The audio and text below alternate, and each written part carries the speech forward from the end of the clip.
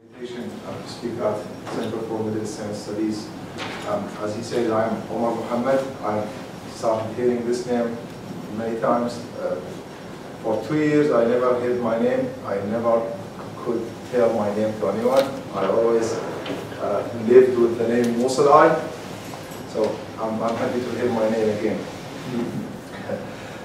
I have talked a lot about what happened in Mosul under the rule of the so-called Islamic State since June 2014, but it was mainly focusing on the atrocities of ISIS, what ISIS did, how many people were killed, but we never focused or we never mentioned how women lived under ISIS rule and what happened to women and how the women of Mosul responded to ISIS and to other problems. Just to put you in a context, the problem of women in Iraq is not just related to ISIS.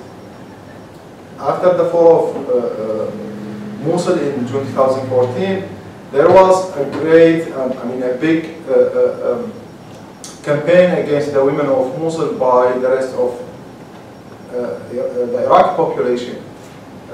In the Arab and the Islamic traditions, women is always representing honor. So a family's honor is always protected through a woman. That's why women should be protected. And if you want also to insult a man, you don't insult him directly, you insult the women. It's also related to what they call the honor killing. When a woman is accused of adultery, the punishment should be killed, and there is no law to protect the women. The family should resolve this by killing them. And unfortunately, it's happening, and there is a case now in Syria where someone from the militias has killed his sister, and it's a big case on the social media now. So when ISIS was in control of Mosul, and the people of Mosul were accused by the other Iraqis. It's related to the sectarian war in 2007. Mosul is considered as a Sunni city. The Iraqis started putting these ideas of the honor of Mosul was taken because its women were kind of raped by ISIS or they supported ISIS. ISIS also tried to use women in all of this. What they did in Sinjar in northwest Mosul, enslaving Yazidi women, they enslaved around 9,000, 3,000 are still missing. The very beginning of ISIS was actually focusing on women. Since August 2014, after 2 months of the occupation of Mosul, they started executing women publicly. They executed more than 500 women. They say they were accused of adultery. They had a list of wanted women. They also implemented and brought back the punishment of a woman accused of adultery, which is stoning. They stone women publicly in the street. I have seen this myself. I witnessed this. 2 women were accused of adultery. They brought back the same punishment that was used in the early Islam, which is stoning them in the broad daylight. And the punishment is to stone them to death. If they didn't die, they will be free. One of them didn't die, and it should be set free. But they didn't. They killed her after they asked her to start running. If she can make it, she will be free, but then they shoot her. Anyway, ISIS also at certain point started to use women within their organization, the terrorist organization, because they opened the door to recruit women. But still, even ISIS using women as jihadist women, it was still using women to work in the kitchen. So even if a woman becomes a jihadist, she has either 2 options: to be a wife or to work in the kitchen to support the so-called Islamic State.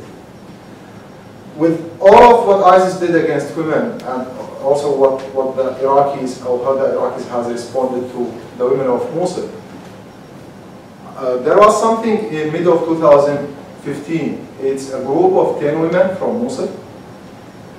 They have organized themselves anonymously, and they started something on Facebook called Women of Mosul. I started this blog, but I don't want to say I did this. I want the people to know that the women of Mosul did this, because this was really their response. Their mission was, using the technology, using Facebook, their mission was to both defend the women of Mosul against ISIS and against other accusations from the other part of Iraqis. In less than a few months, they have gained the trust of the population, and they brought back the debate of the importance of women and how women are not only for kitchen, and women are not a tool to be used, and women are not the honor of the man. The man has his own honor, and the woman has also its own honor. Insulting a man shouldn't be by insulting his woman, his wife, his daughter, his mother, etc. We also had in Mosul a section of the ISIS police. It was mainly led by women. They were searching for the clothes of women, if it's or the outfit, the hijab or the niqab, the black one, if it's based on the Sharia or not. So you could see checkpoints in the street checking women. But if a woman didn't wear the right outfit, they wouldn't arrest her. They would arrest her husband or her brother or her. So even with this, ISIS was still dealing with women as if they are not eligible for being arrested. They should arrest their the name, like anyone who was with her. The Islamic police, or Hisba, which was responsible for many killings of women and executions, they don't execute them directly, but what they do is they search in the street or the houses to find women who were, like, as they say, abusing the Sharia law. I remember in one of the events I saw in the street, it was a woman, old woman with her daughter. Her daughter probably was 10 years old. And the Hisba man told the mother that your daughter has a perfume on her clothes, and we can smell it from like 10 meters. And she also has, like, I don't know how they call the black thing women use in their eyes. Yeah. So he was putting on niqab, and the woman told, how did you see what she was putting on her eye? He said, we have tools to know this. It's just crazy how after doing this, and after the woman was trying to defend her daughter, they were shooted to death in the street. The women of Mosul, the group, was witnessing this, so they were kind of like evolving themselves. But the problem was, even the society wasn't ready to support women in this kind of like initiatives. They were still saying, well, it's not your fight. Women shouldn't be in this fight. Women should stay home. So women were surrounded by ISIS, the society, and the Iraqi communities. But after months, after those women, I didn't bring the presentation, otherwise I would show you, and probably you have seen the announcement of the event, this photo that I always go back to see. In this photo you see a group of students in Mosul University just a few weeks after the liberation of the city. Women weren't allowed to enter the university even after the liberation from ISIS.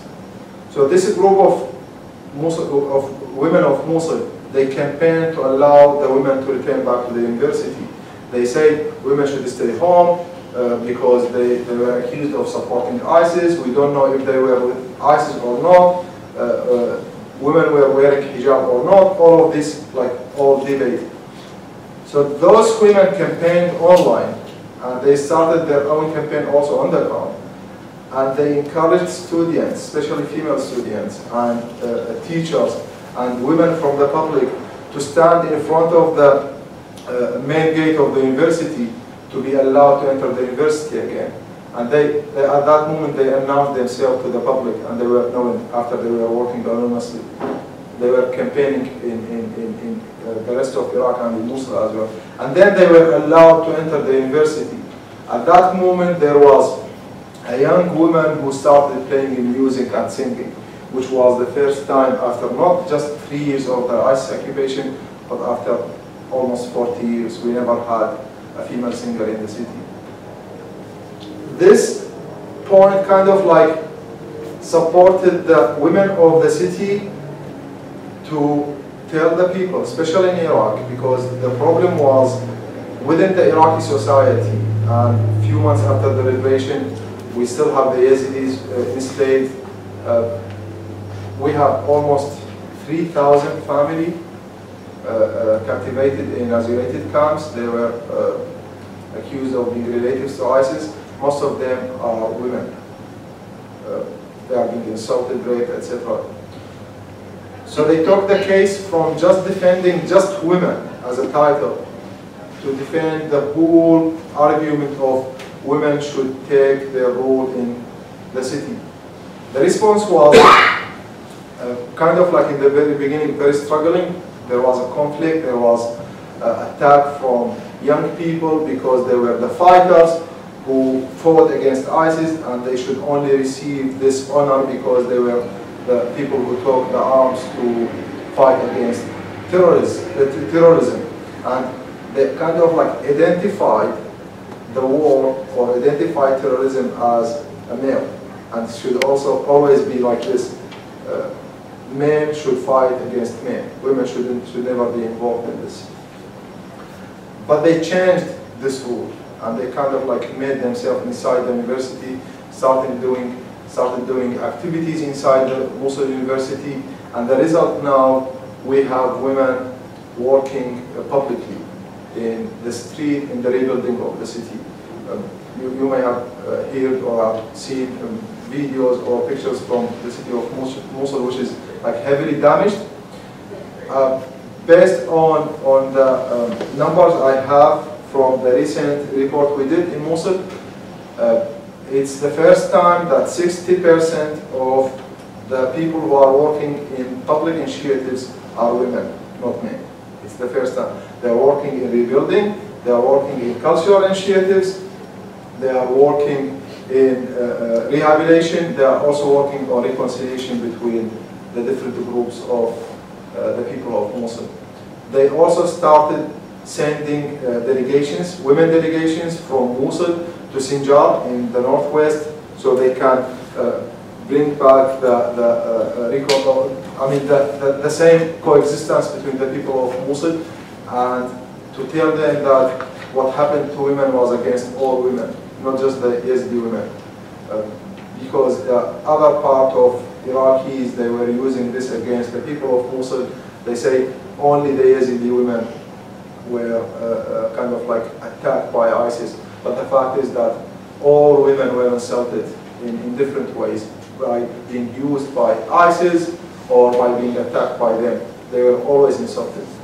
Also the foreigners who came to Mosul, like the foreign fighters, the female foreign fighters, they were always used just as wives and also in the kitchen.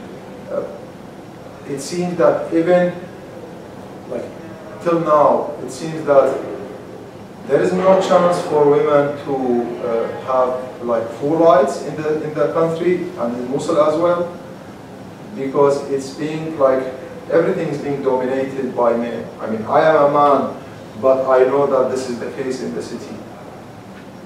They are using the same historical examples of women shouldn't be involved in all of this.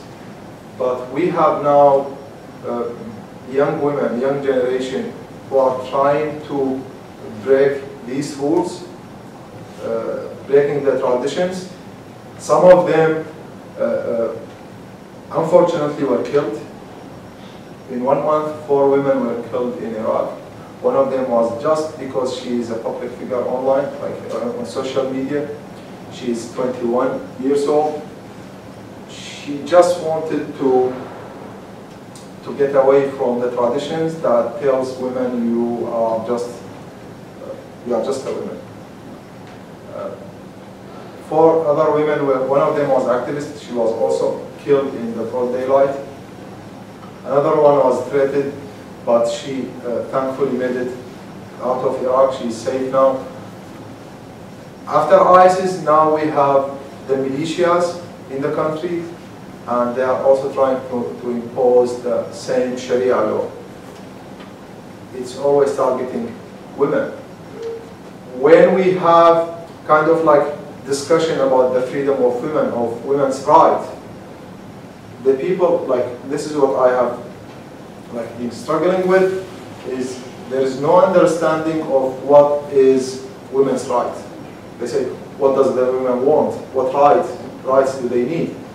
They are living with us, they are happy, they have houses, the man is working. So we are still like kind of like struggling with, is this term women's right is understandable in the country or not? Unfortunately, it's not, because rights or freedom or anything related to public activities is still in the public atmosphere. It's still in the Iraqi context, something related to men, not to women. Something recently happened which was really something big for the Iraqi women, is that the young Yazidi woman who was freed from ISIS, she was enslaved by so-called ISIS. Her name is Nadia Murad. She's a Yazidi woman from Mosul. She received Nobel Prize. So this kind of like gave her, or gave the women kind of like support. But if you read the Iraqi media, and if you read how the Iraqis responded to this, they were taking this, even this Nobel Prize, they were taking it from Nadia Murad as a woman to say like, this prize was for Iraq, was for the fighters who fought to liberate Nadia from ISIS. So even with that, they don't accept to connect it to women. They say like, there is always something behind this. It's not a woman, it's a man. And they started this very recently story that it's a man who helped Nadia to be freed from ISIS. So it's still all this debate. We thought that what ISIS did to women would enlighten the people, would break the rules, would break all this ice, and to start talking about women. But unfortunately, we are still struggling with this. I just wanted to give you a context of what's happening, because talking about this issue is really something takes like years to point out the real problems, and I will be happy to receive your questions. I believe it would be better if we have a conversation, and I'm happy to answer you. Thank you.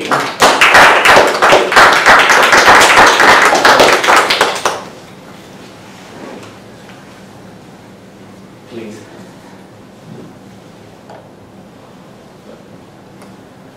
Well, I would ask, because I know that you're very much involved in the sort of task of rebuilding the educational institution. How many women now study at the university? 20% of the university students and staff women. Only 20%. We don't have women in the high rank positions in the university. They are all like, in terms of like talking about staff, they are always in this kind of like small positions. Yeah. And was that historically been the case? I mean, I think of Iraq in the 70s and so on. Yeah, it wasn't the same in the 70s. It was much more in the 70s. And you could also see women not wearing hijab in Mosul at that time. I have many pictures of my mother, like, never wore hijab until she got married from her father. So, and you could see also women in high rank positions, but it's completely different now. Yeah. Would you say that change happened after the invasion in 2003, or really did it start happening in the 80s and 90s? Just from No, the historical context. Actually, it started happening not only in Iraq, but in the whole region after the Islamic Revolution in Iran, 1979. The Islamic way of ruling the region was affecting Iraq, Syria, Lebanon, even Egypt, because when Khomeini in 1979 started his revolution, the Islamic Revolution, the response was from Saudis and also from Iraq, and here started this conflict of Sunni and Shia, and it became more on religion. Yeah. How much would you say that the ISIS ideology caught on among ordinary people in Mosul, and how much sympathy for them do you think remains now among people there? Yeah, I mean, I wouldn't say that the people were sympathizers to ISIS. Much more it was about the political situation in the country. Their response wasn't to ISIS itself, but was to what ISIS brought after they took over the city. Or I would say the government-free movement of the city. There was no more the same government that used to insult the people, or the government that has all this corruption, or the problems within the security forces, within the social problems like the sectarianism as an example. So they welcomed this movement. That's why after a few months the people started fighting against ISIS. They refused ISIS later. Some of them knew that ISIS is ISIS as we know it, but many people didn't know what is it. Yeah. Yeah. I have a question about the uprisings that we saw, especially start this summer, or gain a lot of steam this summer across the country, especially in the south, but it spread a little, and I'm curious, it seems like now every summer, Iraq has these uprisings. I'm curious if how people see it in Mosul, if it affects it, and also the role of women in the uprising. In Iraq, always, the revolutions always happens in summer. 1958 also happened in summer. The weather has really an impact on this. Recently in southern Iraq, Basra, the role of women was really clear in the city. And the people were celebrating this presence of women. But this was just for a while. It didn't continue because the government also kind of crushed the protesters. I was in contact with many of those young people in Basra, and many of them were asking why Mosul is not protesting. Well, simply the simple answer is we protested in early 2013, and look what happened in the city.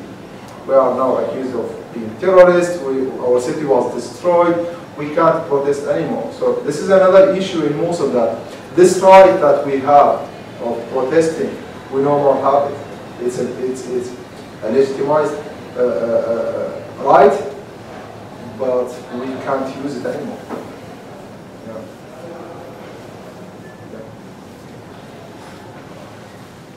You've mentioned that you still see that there's a kind of risk of ISIS-like formations still coming back into power, given the kind of sectarian tensions, and that there's still opportunities of religion, kind of extremist groups that are coming to power. Just yesterday there was an attack by ISIS. It was a bomb car, VPID, in southern Mosul, which means ISIS is making a coming back. Especially it's under. They are active more in the areas of under the militias, Iranian-backed militias. They are more active there. What the militias are doing in Iraq, the Iranian-backed militias, it's related also to what's happening in Syria. The conflict in Syria is still there. We don't know what's going to happen in Syria. Sectarianism in Iraq is growing, but it's taking a different shape. Recently in northwest Mosul, there was an article in Foreign Policy referring to the Iranian-backed militias recruiting former ISIS fighters within their militias. Like they were just fighting against them a few months ago. Now they are recruiting senior leaders from ISIS. They are also recruiting Sunni people from northwest Nineveh, from the tribal areas, and they are taking them to Syria. ISIS will find its way with all of this, and they will start working on sectarianism again to make it, for the Sunnis, to make it like obvious for them. Your only way to be protected is to take this jihadist way, because the failure in the politics in Iraq, in the political system, is creating more troubles than solutions. If people in Mosul had to choose to live under one Iraqi government, like there was the conflict between Kurdish forces in Mosul and the central Iraqi government a while ago, would people be happier living under the Kurdistan region than central Iraq, or do they see them as roughly equal? What is the public opinion?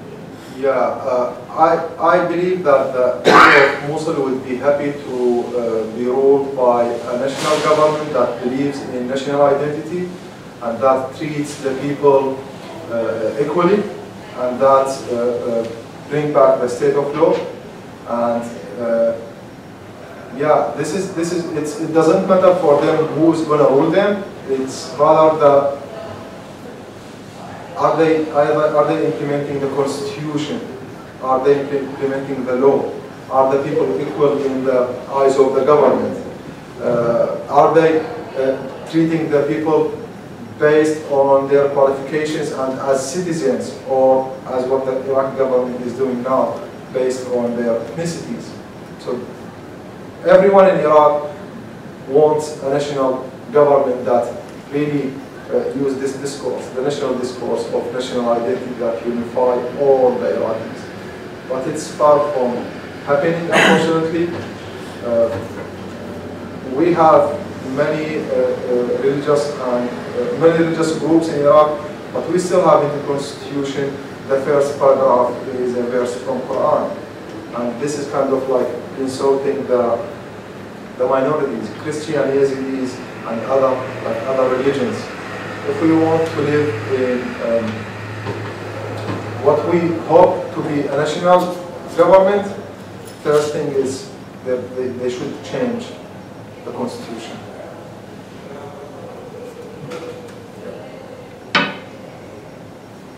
Please. I have a question about efforts at reconstruction in Mosul. What is the, I guess, primary approach of the current, I guess, leadership in Mosul, and where is the emphasis being placed in terms of like education or healthcare or infrastructure now that ISIS is back? Yeah, the reconstruction in the city now is mainly focusing on the infrastructure, because hospitals, 5 bridges, other parts of the infrastructure was completely destroyed. Most of the international organizations and the Iraqi government are focusing on bringing back this, but it's still, I would estimate it's still like only 10% of what they have already built. There are some efforts to rebuild the airport of the city, but building an airport without hospitals is still kind of like, there's a conflict about this. What should be rebuilt first? We have about, according to the recent reports from the UN, is 70% of the west part of the city is completely destroyed, and about 15% is heavily damaged. we are talking here about 2 million population. Half of them are still living in the camps. They didn't return back. And also the mines, there are efforts for demining, but the international coalition recently estimated that they would need a decade to demine the whole city. Many people have been recently killed while working to rebuild their houses by mines. Yeah.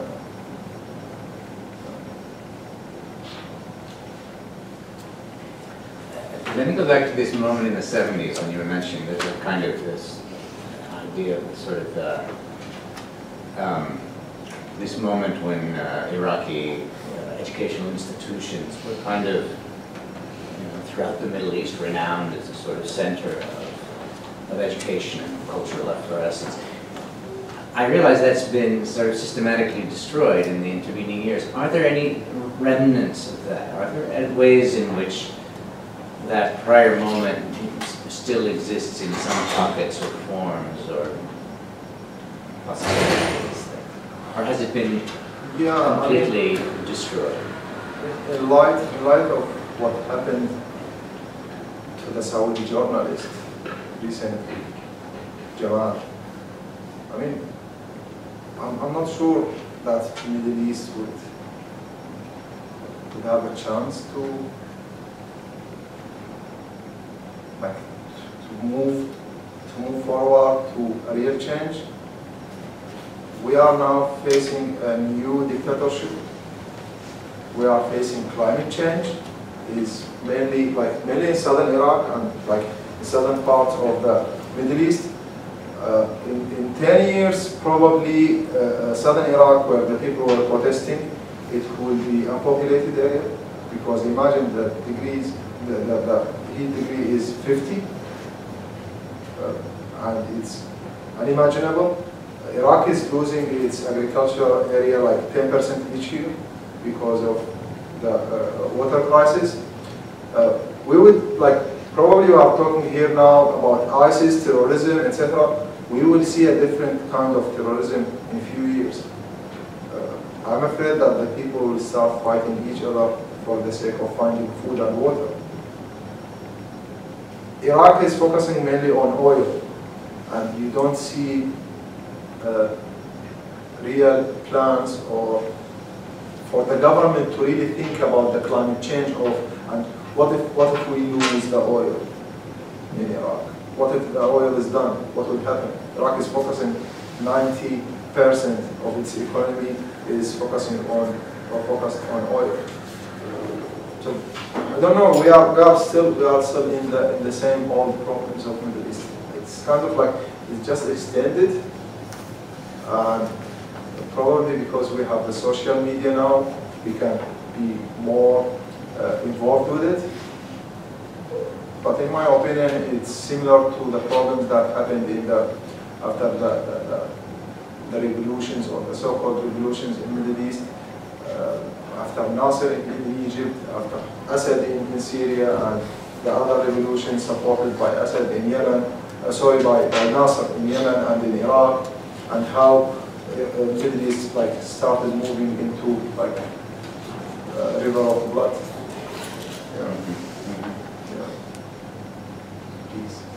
I had a question about the trauma that a lot of people in Mosul endured over the last couple of years, and I was just wondering what efforts there have been to sort of deal with that trauma, people are coming together and new social spaces to sort of navigate that.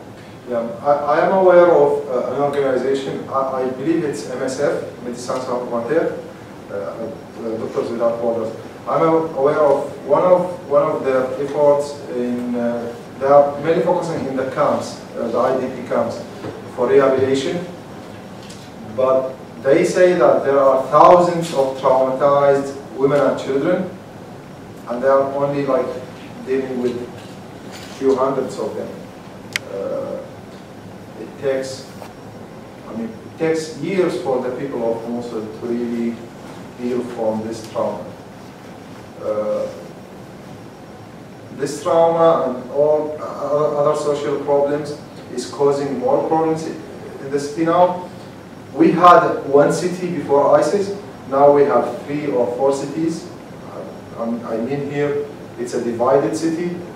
We have the eastern part of the city, which wasn't heavily damaged. The life returned back easily. We have the west part of the city, which is heavily damaged, and it's like almost unpopulated. People are moving from the west to east. We have northwest Mosul, which is the Yazidi and tribal areas, and we have the Nineveh plains. It's no more one city, and it's creating different problems, but what we are witnessing now is the rising of new social classes in the city.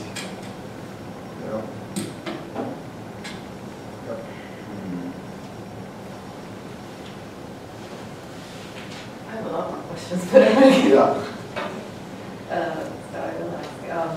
So the formation of the new government was reported here as like a moment of optimism because of its technocratic nature. I say all this with quotes around it, so I'm curious how it was lived in Mosul, what you think about it. Yeah, I mean, first let me explain a bit about the recently elected prime minister. He wasn't elected; he was chosen by political parties. This man has changed his mind like hundreds of times. He was Islamist, and then he became communist, and then he became like involved in this Islamism and communism. I don't know how they meet, but it happens in Iraq. And then he became with Dawa party, and then he became liberal, and now he's, I don't know what. They have brought a man to this position who have no experience to what really Iraq needs. What prime minister position is really about what? I mean, is it just about be part of a certain group in Iraq or not? It's actually about sectarianism. They hold 60% of the seats in the parliament, so they have the power to choose one of them. The former prime minister of Iraq, Abadi, was kind of like elected by the people, and he's from the Shia side, but the people from Sunni cities voted for him, which is something really happening for the first time. But what he did is he allied with militias, Iranian-backed militias, and the Sunnis wouldn't trust the militias. They want a strong government. So what happened after months of trying to reform, to formate a government, they have decided finally to do it like based on sectarianism. So because this position is supposed to be for Shia, the prime minister, the spokesman or the head of Iraqi parliament is for the Sunnis, the president is for the Kurds. And this is how it works now. Now they are trying to choose ministers, and it's also based on sectarianism. Defense, interior affairs, I think the foreign ministry also should be for the Shia. Some ministries like culture, education, etc. should be for Kurds. And then they decide to give one ministry probably for the minorities, and then the rest of the ministries, I think we have 21 ministries in Iraq. It's too much, I know, but this is what's happening in Iraq, because there are 331 members of the Iraq parliament. So you see, like, it's based on sectarianism. It's kind of like they have a company and they are trying to make their government. It has nothing to do with politics. It has nothing to do with democracy. Democracy is I'm sorry, but it's a joke in Iraq. We discussed this earlier, that democracy is not something you buy from market. It's something you develop. And we still didn't have real democracy in the country.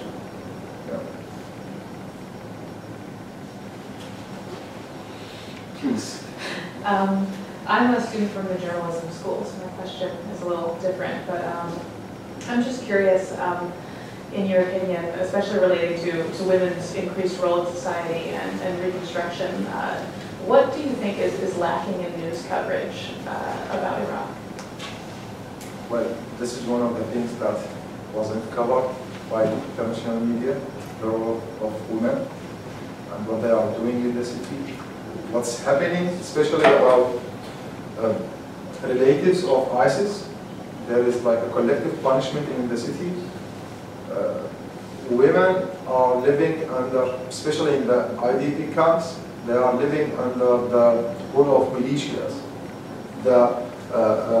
The people who are controlling the camps are from the militias.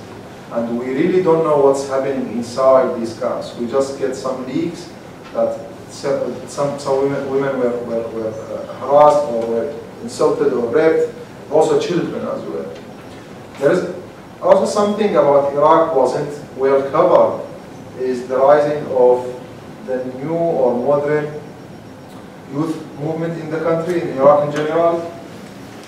The new generation is disconnected from all sectarianism and what they call the jihadism in Iraq, because we have jihadism on both sides, both Sunni and Shia. The Sunnis always like criticize the jihadism against West and against, they call them like the non-believers, but the Shia have their own jihad that they did when they were in the opposition against Saddam.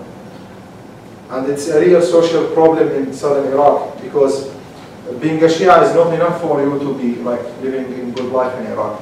You have to be part of this opposition. So that was one of the problems that caused the demonstrations in southern Iraq, and they were shouting against this. This new generation is not completely, I would say, but like is really different from the after 2003 generation. As I said, they are disconnected from all the arguments that the government is using. They are disconnected from the, the Iraqi government is always using this historical and religious concepts as Hussein is the representative of the Shia government in Iraq. They tell them, this new generation, well, no, it's not like what you say. We are not connected to this. Well, we like Hussein, we love Hussein, but Hussein is not a politician, and Hussein is not going to have Ministry of Oil in Iraq. He didn't make these problems. So this is the new generation. And the good thing about this, they are kind of evolving their ways of dealing with the problems or protesting as well. They are using art to protest. They are holding or organizing exhibitions to show the corruption in the country and why they are asking or calling for reformation in Iraq. Yeah. Yeah, this is one of the things that I don't see in many people.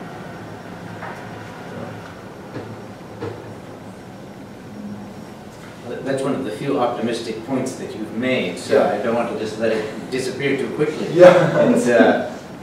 And like, it reminded me, of course, in Egypt, how there was a lot of sort of energy and enthusiasm, particularly among young people, around the Arab Spring, and how sort of art and so on and literature became sites in which some of that excitement and movements developed. And you sense something similar in that way, or it's not like Egypt.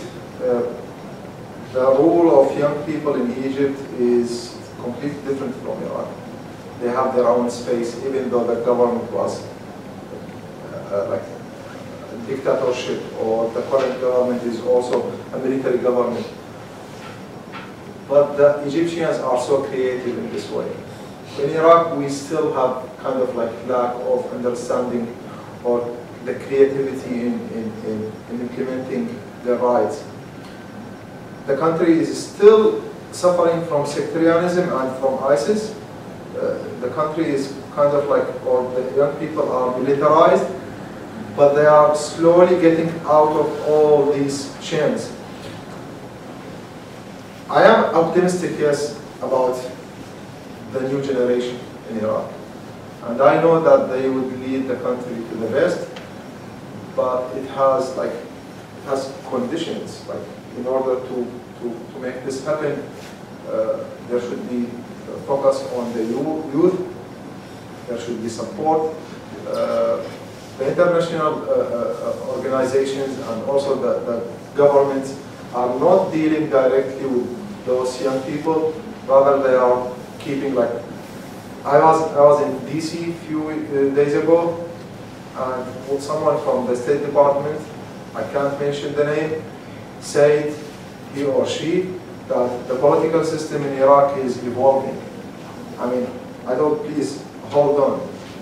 The United States has closed its own consulate in southern Iraq because it received threats from Iranian-backed militias. Iran had the final say on the formation of the Iraqi government, and the youth are abandoned in the country. What kind of political evolving is this? With all of these problems, there is also a chance. As I said, it's the young generation. The good thing is that they are disconnected from what happened pre-2003, the Iranian-Iraqi war, and after 2003. They don't see that this is something they are related to. They have their new life. So talking about the activism of young people, how does that move from activism to leadership? Do you see those people coming into government, coming into more active leadership roles in the country, and how does that transition happen? Essentially, how does Iraqi government evolve if it's not evolving right now? There was a good change in the Iraqi government recently. Some young people, I mean, the political system or the government and its shape in Iraq, they are living in what's called and known as a green zone. It's completely surrounded area by security forces. No one can get access to this, and the government is inside this. So there is no connection between public and the government. But the young people who led a campaign online, they said, okay, if you really want to make a real change, we want to meet with you. We want to sit with you. We want to see you how you work in your offices. So they kind of like challenged the officials and the ministers to invite young people to their offices, and they got in. They succeeded in this, kind of like they opened the doors for them. But the real change in the government doesn't come this way. I mean, at the end, like after all, the young people doesn't have the power. Those who have the power, those who hold the power. An example of this, a Shia cleric, he's young, he has millions of followers in Iraq, he is well respected because he's a representative of a Shia family, his name is Muqtada Sadr. He kind of like allied with the communists and the liberals. He's the only religious man who can like ally with communists and liberals. The young generation who believes in liberalism and believes in the free life or the freedom itself or secularism, they kind of like found this an opportunity to impact the politicians like him. But there's another thing happening in Iraq. There is a huge response from the young people against religion in the country. It's kind of like, in my opinion, it's anarchism, kind of like chaotic. The only response that they are doing now is it's the growing of atheism in Iraq. I'm not against atheism, of course, but the way it happens is kind of like violence. It's kind of like chaotic. They are becoming extreme atheists, just like some were extreme on the Islamic side. So there is no like, but in my opinion, it's a good sign. We need this chaos in the country. It would lead to another change. So also like to the media. Yeah. The growing atheism in Iraq is really something happening now. We have thousands of people who publicly announced that they are atheists now, and some of them comes from really religious families, not just like ordinary families, but from ruling families. One of them is a Shia cleric, and he had to flee Iraq to London. And he announced his atheism publicly. It's really happening in Iraq now. Yeah. But it's a bit dangerous because, like, I'm afraid that they would also use weapons to claim their rights. Yeah.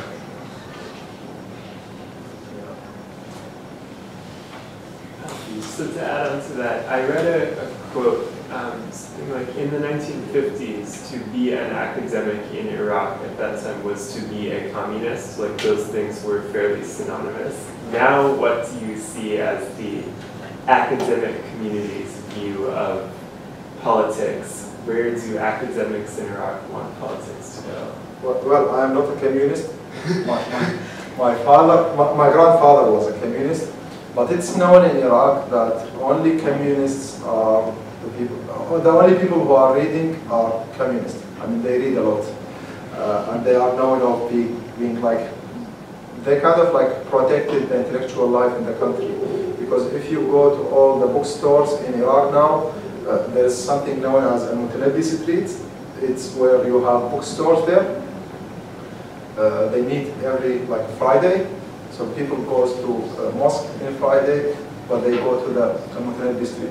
Most of them are communists. Yes, they did protected the intellectual life in Iraq. But it wasn't necessarily that, because in the 50s, the government was against communists. But after 1958, the revolution, and it was under the communists, there was a kind of like change and reformation in the education, and the communists really did good change in the education system. Yeah, they are known for this. Yeah. They have quite good libraries. Yeah.